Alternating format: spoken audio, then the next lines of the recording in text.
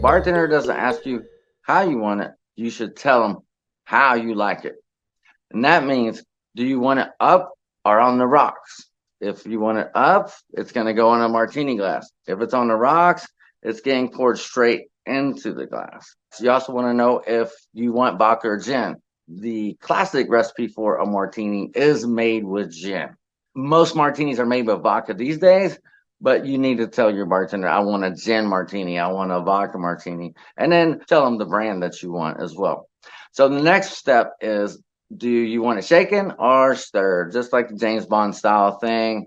I like mine shaken because if a bartender can shake it up real good, I get that nice little ice in there. So when they pour it out, I got like a layer of ice on top of my martini. If it's a martini, you're going to get an olive garnish.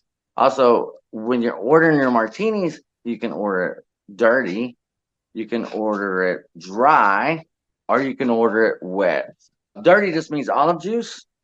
The dry means less dry vermouth, and wet means more dry vermouth.